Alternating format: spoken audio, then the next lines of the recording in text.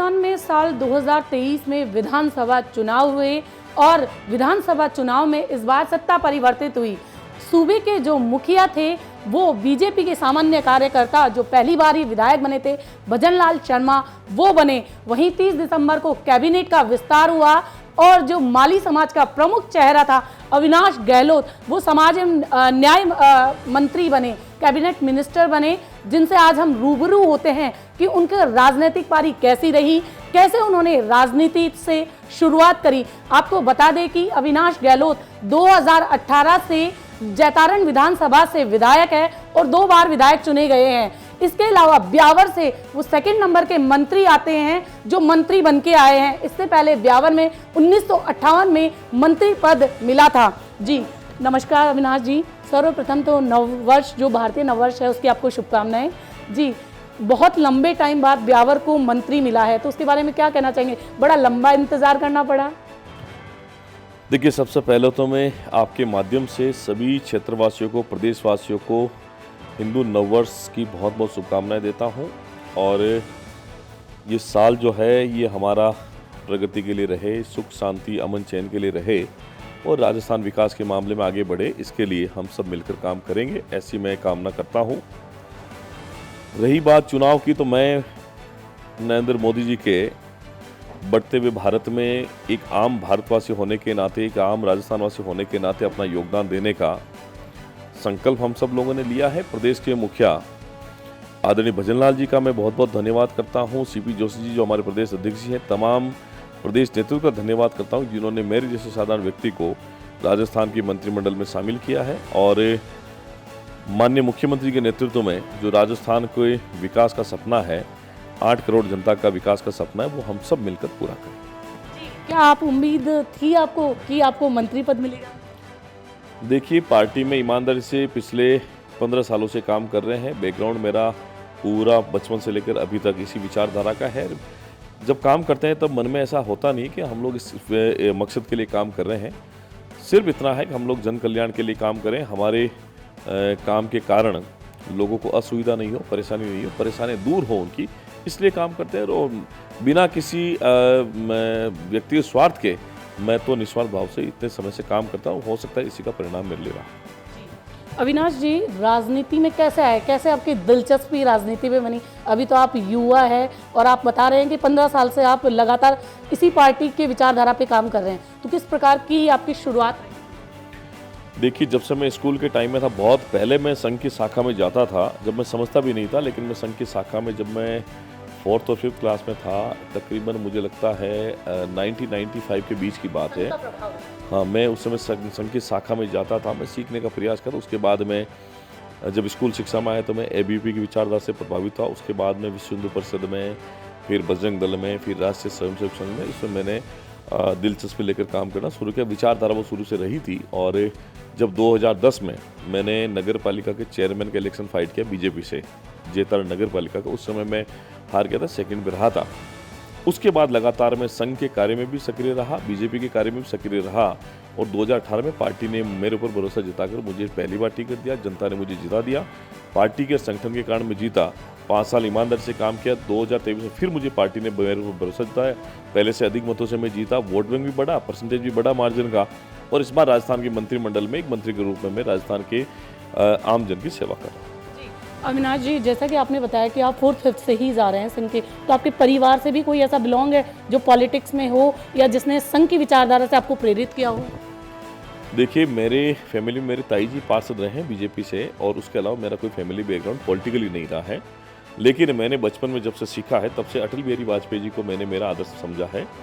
मैं जब 11th-12th class में था, तब जब चुनाव होने वाले थे, तब हम उनकी सभाओं में जाते थे सिर्फ उनको सुनने के लिए और मैं शुरू से उनसे प्रभावित रहा था। उसके बाद में जैसे जैसे समझ बढ़ती गई है, पॉलिटिकली मेरा इंटरेस्ट भी बढ़ता गया और मैं आज नरेंद्र मोदी जी को, आज हमारी जो महापुरुष हैं श्यामा प्रसाद मुखर्जी, सुंदर सिंह जी भंडारी, आदरणीय भैरव सिंह जी शेखावत हैं, राजमाता विजय राजे सिंधिया जी हैं और फिर अटल अडवाणी जी के युग को देखा, उसके बाद में मोदी योगी के युग को भी देखा है, तो मैं निश्चित ही ऐसी विचारधारा से प्रभावित हूँ जिन्होंने देश के लिए सर्वस्व अपना न्यौछावर किया। जी, जैतारण में कभी कोई ऐसी समस्याएं आपके सामने आई कि बचपन से आपने देखा हो, तब आपको लगा हो कि मुझे पॉलिटिक्स में आना चाहिए और इन समस्याओं को सॉल्व करना चाहिए?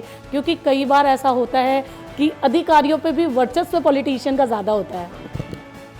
देखिए, वास्तव में मैं सोचता हूँ कि जिस उम्मीद आशा के साथ में पब्लिक जो है वो वोट करके अपने जनप्रतिनिधि को चुनती है, जनप्रतिनिधि का फर्ज बनता है कि वो उनके लिए काम करे, उनकी जो हित है उनके लिए काम करे। चाहे सड़क का काम हो, चाहे पानी का काम हो, चाहे चिकित्सा में हॉस्पिटलिटी हो उसके लिए हो, चाहे और हमारे नौजवानों के लिए काम हो, तो उन सब के लिए काम करने की आवश्यकता रहती है। मेरे वहाँ बेसिकली पानी की बड़ी प्रॉब्लम है, मीठे पानी की। आज भी लोगों को इतने सालों बाद भी मीठा पानी नसीब नहीं हुआ। कई योजनाएं बनी लेकिन इम्प्लीमेंटेशन इतना ठीक ढंग से हुआ नहीं ताकि जिससे लाभ मिले, लेकिन लाभ वो मिला नहीं है। मेरा ऐसा सपना है कि मैं मीठे पानी की व्यवस्था करूं और मेरा सपना है कि मैं मेरे इस कार्यकाल में जो 5 साल का मुझे इस जनता ने मौका दिया है, तो मुझे उस मीठे पानी के लिए काम करना है लोगों के लिए, ताकि लोग याद करें कि उस समय हमारे मीठे पानी की समस्या का जो प्रॉब्लम थी, मीठे पानी नहीं आने, उसकी समस्या समाधान हुआ। जी जीतारण में आपने पानी की समस्या बताई, तो इसके अलावा और भी ऐसी कोई समस्याएं हैं जो 5 साल में आपके सामने आई और जिनको आप कंप्लीट नहीं कर पाए, जैसा कि इस बार तो सत्ता भी आपकी है? सबसे बड़ी मुख्य रूप से आज की तारीख में पानी की समस्या, मीठे पानी, पेयजल की समस्या और दूसरी मुझे नहीं लगता ऐसी कोई समस्या। बाकी तो समस्या आती रहती है, उनका समाधान भी होता है, वो कोई लंबी समस्या नहीं है। सड़क आज बनाएंगे, 3 साल 4 साल बाद टूट जाएगी, उसको फिर बनाना पड़ेगा। आज अगर आप विद्युत का पोल खड़ा करेंगे, कोई तोड़ देगा या टूट जाएगा तो उसको फिर खड़ा करना पड़ेगा। लेकिन इसके साथ पानी की मेजर प्रॉब्लम है ना, पानी की समस्या अगर उसका स्थायी समाधान हो जाए तो मैं सोचता हूँ बरसों तक ये लोग भी याद रखेंगे और बार बार इसमें फिर मैं जरूरत नहीं पड़ती दूसरी स्कीम के लिए। तो सोच रहे हैं इसके लिए सरकार के साथ बातचीत हो रही है। जैसे ही चुनाव की आचार संहिता खत्म हो जाएगी, लोकसभा चुनाव, उसके बाद में निश्चित इस पर युद्ध स्तर पर काम करेंगे ताकि लोगों को इसका फायदा मिले। अविनाश जी, रिसेंटली धौलपुर में आपने अभी सदस्यता ग्रहण करवाई है, तो वहाँ पे जो घटनाक्रम हुआ था फायरिंग वाला, एक कैबिनेट मिनिस्टर अंदर है और सुरक्षा में इस तरह की चूक होना? देखिए, सबसे पहले तो मैं बताऊं कि वहाँ कुशवा समाज के 1000 से 1500 लोगों ने भारतीय जनता पार्टी की सदस्यता ग्रहण की थी। माननीय मुख्यमंत्री जी पर विश्वास किया, माननीय प्रधानमंत्री मोदी जी पर विश्वास किया और भारतीय जनता पार्टी पर विश्वास किया। जब हम लोग सदस्यता ग्रहण करवा रहे थे तब अंदर हम लोग जिला कार्यालय के अंदर थे। बाहर बाद में जब हम लोग कार्यक्रम करके आ रहे थे तो बाहर हमें बाद में पता लगा कि एक्चुअली ये 2 व्यक्तियों के बीच का मामला था जिनमें कई दिनों से अदावत चल रही थी। कई दिनों से हो सकता है उनका मिलना नहीं हुआ, अगर उस कार्यक्रम के निमित्त किसी का आना हुआ होगा तो ये परिसर के बाहर कार्यक्रम हुआ था। ना हमारी सुरक्षा में कोई चूक का मामला था, ना कोई हमारी पार्टी का कोई विषय था, ना ज्वाइनिंग से कोई विषय था। तो ये 2 लोगों के बीच का मामला था जो हमने जैसे ही हमें खबर मिली उसके बाद पुलिस प्रशासन को बताया। पुलिस प्रशासन मौके पे आ गई, अपराधियों की जो आरोपी थे उनकी धरपकड़ शुरू हो गई और जो घायल हुए उस घटना के अंदर जब सुनने में आया है उसका इलाज भी उसको सही समय पर मिल गया। मैं सोचता हूँ कि घटना तो जो नहीं होनी थी वो हुई है, लेकिन फिर भी मेरे से जोड़ के उसको देखा जाना वो तो कतई ठीक नहीं है। ना मेरे से उसका कोई जुड़ाव था, संबंध था, ना ज्वाइनिंग से संबंध था।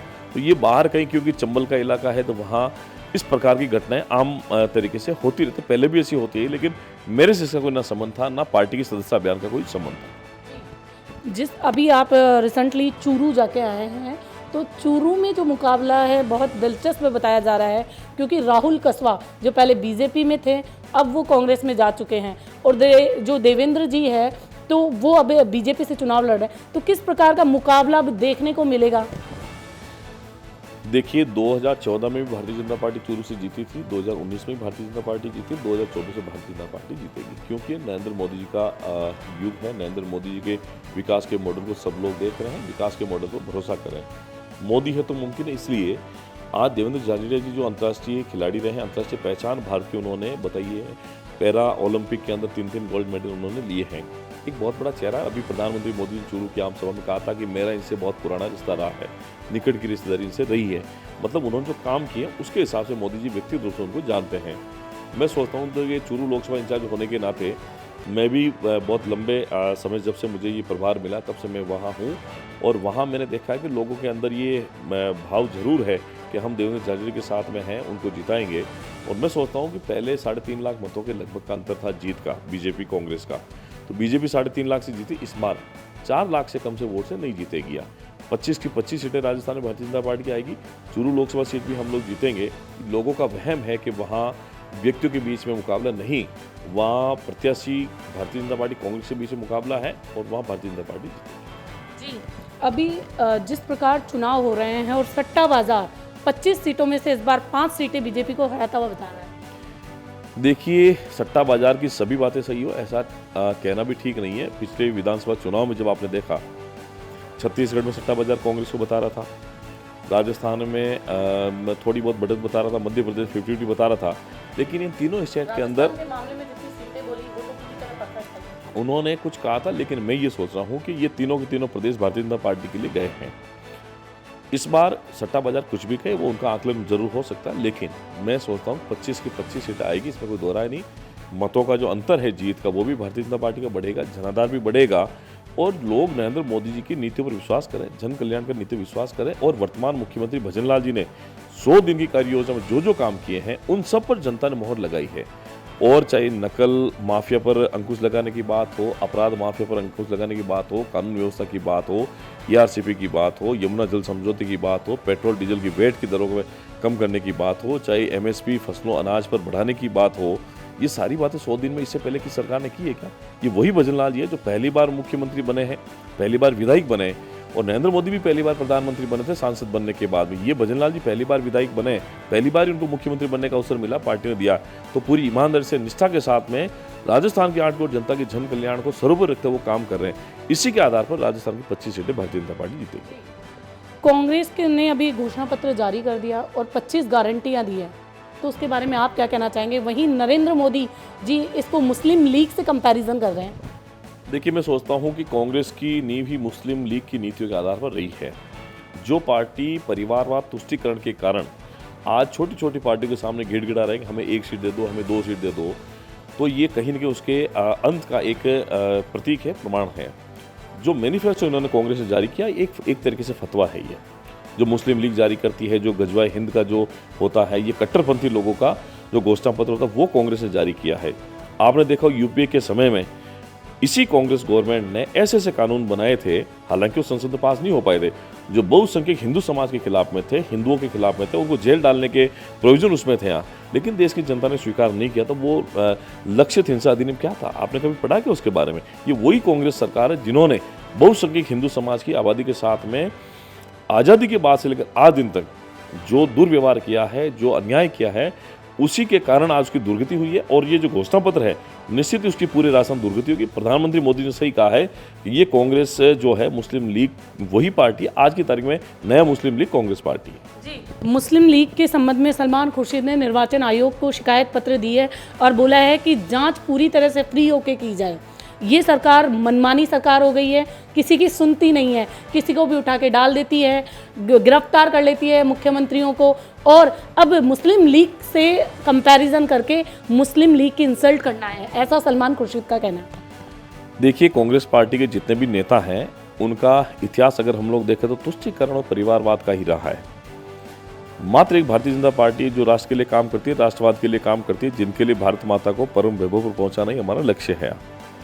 मुख्यमंत्री की बात आपने कही, आज ऑनरेबल दिल्ली हाईकोर्ट ने फैसला दिया है कि उनकी गिरफ्तारी ठीक थी। कानून से बड़ा कोई नहीं है। और अगर स्वायत्त शासी संस्था ईमानदार से काम करेगी तो ये जितने भी कांग्रेस के नेता, ये सारे के सारे जेल जाएंगे। आने वाले समय में आप लोग देखेंगे जिन्होंने करप्शन किया है, राजस्थान की जनता के साथ अन्याय किया, चाहे देश की जनता के साथ अन्याय किया, जो भ्रष्टाचार किया, खुला खेल खेला जाता था। लेकिन आज नरेंद्र मोदी के आने के बाद में करप्शन का एक भी चार्ज नरेंद्र मोदी सरकार पर नहीं है। भजनलाल जी की सरकार पर पिछले 3-3.5 महीने में जब से सरकार बनी है, तब से ऐसा कोई आरोप हम लोग नहीं लगा सकते। इतना पारदर्शी शासन भारतीय जनता पार्टी के लोग कोई दे नहीं सकता है। तो ये तो अपने स्वार्थ के लिए, अपने व्यक्तिगत स्वार्थ के लिए जब कोई नाव डूबती है ना, तब इस प्रकार के जो स्टेटमेंट है, ये इनकी पॉलिटिकल पार्टी, कांग्रेस जैसी पॉलिटिकल पार्टियों की तरफ से आती है। ये तो गुलामों की पार्टी है जिसकी स्थापना ही इस अंग्रेज ने की थी, कांग्रेस की स्थापना। उसके बाद में ये जो चमचे बनकर गांधी नेहरू परिवार की गुलामी करते हैं, चाटू करते तलवे चाटते, उनके लिए क्या कहना है? आपने इतिहास देखा होगा। इतिहास में जब आज इंदिरा गांधी, जवाहरलाल नेहरू, राहुल गांधी, प्रियंका गांधी, सोनिया गांधी, राजीव गांधी, ये इसके अलावा कोई नहीं है क्या कांग्रेस के अंदर? इनको पता है कि हम जब तक चाटुकारिता नहीं करेंगे, चापलूसी नहीं करेंगे, इनका भविष्य नजर नहीं आता ना। तो वो एक ही इस जो गांधी नेहरू परिवार, उसके पीछे लगे रहते हैं। उनकी मानसिकता भी है, उनके लिए ठीक हो सकता है। विपक्षी पार्टियों का एक नारा चल रहा है, या तो ईडी की कार्रवाई हो जाएगी वरना बीजेपी में शामिल हो जाओ। अगर आप बीजेपी में शामिल नहीं होंगे तो ईडी आएगी और आपको ले जाएगी। देखिए, ऐसा नहीं है। अभी आप पार्टी की एक नेता है आतिशी जी ने, जो मंत्री भी है, उन्होंने कहा था कि मुझे आप ऑफर दिया गया था कि आप बीजेपी में शामिल हो जाओ। बीजेपी ने एक केस फाइल किया है कि उनसे पूछा जाए कि किस बीजेपी के नेता ने आपसे कहा कि आप उसके अंदर बीजेपी फाइल शामिल हो जाओ। ये झूठे मनगढ़ंत आरोप जो है अपने बचाव के लिए, दूसरा उनके पास में कोई मजबूत आधार नहीं, इसलिए इस प्रकार के मनगढ़ंत आरोप लगाकर आप पार्टी भी बोलती है, कांग्रेस भी बोलती है, दूसरे भी बोलते हैं। आप बताइए, भ्रष्टाचार के आरोप भारतीय जनता पार्टी लगे, इन लोगों के नेताओं के ऊपर लगे हैं। सचिवालय में पैसे, केस, सोना किसके वहाँ मिला है? आप ये जो आज जो आपने रीट पेपर हैं, चाहे ये आरपीएससी के एग्जाम में जो पेपर लीक हुए हैं, उनमें जो सब इंस्पेक्टर की चयन हुए थे, उसमें कौन लोग दोषी हैं? जांच करें ना, एसओजी जांच करें। एसओजी जांच के आधार पर वो खुद ही स्वीकार करेंगे नहीं हमने चीटिंग की है। तब इसके बारे में अगर वो लोग कहते हैं कि ये गलत है, तो फिर गलत और सही के बीच में फैसला पब्लिक कर लेगी अगर आप नहीं करेंगे। लेकिन अविनाश जी, आप ये बताएं कि जिस समय चुनाव होते हैं तभी इस तरह की कार्रवाई क्यों होती है? बार बार यही बात दोहराई जा रही है। जब विधानसभा चुनाव थे तब भी ईडी की एंट्री होती है। इस समय जब अरविंद केजरीवाल की गिरफ्तारी हो रही है, तो 5 साल में क्या अभी ये मैटर सामने आया है? देखिए, अरविंद केजरीवाल का मसला पिछले 2-2.5 साल से चल रहा है। 2-2.5 साल की लंबी जांचें हुई है। जांचों के बाद में जब सबूत मिले हैं प्रकरण में, उनके पास में, जब ईडी के पास में हो चाहे अन्य एजेंसियों के पास में जो जानकारी मिली, उसके आधार पर उनके खिलाफ में कार्रवाई हुई है। राजस्थान में भारतीय जनता पार्टी की सरकार थी।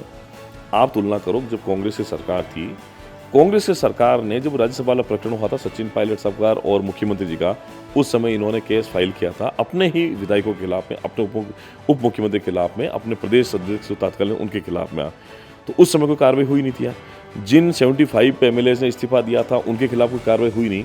अब चूंकि भजनलाल जी के नेतृत्व में ईमानदार लोगों की सरकार बनी है, राष्ट्रीय विचार की सरकार बनी है, तो वो तमाम उन मुद्दों को जनता के सामने ला रहे हैं, क्योंकि हमने चुनाव से पहले वादा किया था कि हम इस पर कार्रवाई करेंगे। वही एक हमने सरकार बनने के तुरंत बाद में हमने कार्रवाई कर दिया। अब चुनाव आते रहेंगे, जाते रहेंगे, चुनाव से हमारा कोई मतलब नहीं। हमारा है मुद्दे पर काम करना, जो हमने कहा है उस पर कार्रवाई करना। इसीलिए भजनलाल जी की सरकार काम कर रही है, इसी पर मोदी जी की सरकार काम कर रही है। अविनाश जी, अंतिम सवाल, जो मुद्दा बीजेपी ने विधानसभा चुनाव में बहुत ज़्यादा उठाया था, महिला सुरक्षा का, लेकिन देखा जाए तो सरकार बनने के इतने टाइम बाद में भी इन मुद्दों में कोई कमी नहीं आई। महिलाओं पे अत्याचार और जो महिलाओं पे जो दुष्टाचार के जो भी मामले आ रहे हैं, वो लगातार उतने ही बढ़ते आ रहे हैं।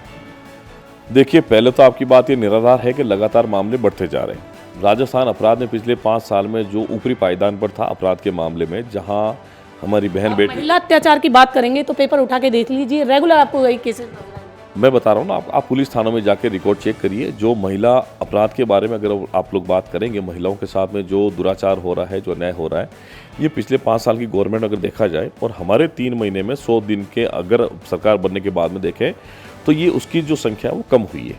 ये बात आपकी ठीक है कि कहीं ना कहीं अपराध का आज के अखबार में आ जाता है। मैं सोचता हूँ कहीं ना कहीं ईमानदार से देखा जाए, इस पर भी अंकुश लगाने की आवश्यकता है। और सबसे बड़ा इसमें यह है कि पुलिस प्रशासन, उसके साथ साथ हमें खुद को भी अवेयरनेस इसके लिए होना पड़ेगा। हम खुद को जागरूक होना पड़ेगा कि नहीं, समाज में जो विकार उत्पन्न हुए हैं, समाज में नशे की प्रवृत्ति के कारण अपराध भी बढ़े हैं, और कुछ छोटी छोटी चीज़ों के कारण ये जो महिलाओं के प्रति अपराध बढ़े हैं, और निश्चित ही हमें अंकुश लगाने की आवश्यकता है। ईमानदार से ये सोचा कि किसी भी दल की सरकार हो, चाहे कोई भी पार्टी की हो, उसको महिलाओं के प्रति हो, चाहे युवाओं के प्रति हो, चाहे बुजुर्गों के प्रति हो, किसी के प्रति अपराध अगर कहीं बढ़ता है, उसको लगाम लगाने की जिम्मेदारी हमारी बनती है। उसमें किसी प्रकार की बहाने की आवश्यकता नहीं होनी चाहिए। और मैं सोचता हूँ भजनलाल जी की सरकार इस मामले में पूरी मुस्तैद है, ईमानदार से काम भी कर रही है। अपराध के प्रति जो हमारा नज़रिया था, उसमें हम लोगों ने अभी जो ऑर्डर दिए थे राजस्थान कानून व्यवस्था के लिए, उसमें भी हम लोगों ने काम किया है। और निश्चित ही मैं आपको भरोसा दिला सकता हूँ, आने वाले समय अपराध जो पहले कहीं और ज़्यादा बढ़े हुए थे कांग्रेस सरकार में, भारतीय जनता पार्टी उस पर अंकुश लगेगा और उसकी संख्या भी बहुत नीचे तक जाएगी। ये थे हमारे साथ में कैबिनेट मिनिस्टर अविनाश गहलोत जी, जिनसे उनके पॉलिटिकल करियर के बारे में जाना तो पता चला कि वो संघ की विचारधारा से बचपन से ही प्रेरित थे, और धीरे धीरे संघ बजरंग दल से होते हुए वो यहाँ तक पहुँचे, विधायक बने और मंत्री बने। और उनका साफ तौर पे कहना है कि बीजेपी इस बार भी 25 की 25 सीटें झोली में डालेगी और चुनाव भी पूरा पारदर्शिता से होगा। ज्योति गुप्ता, नेटवर्क 10।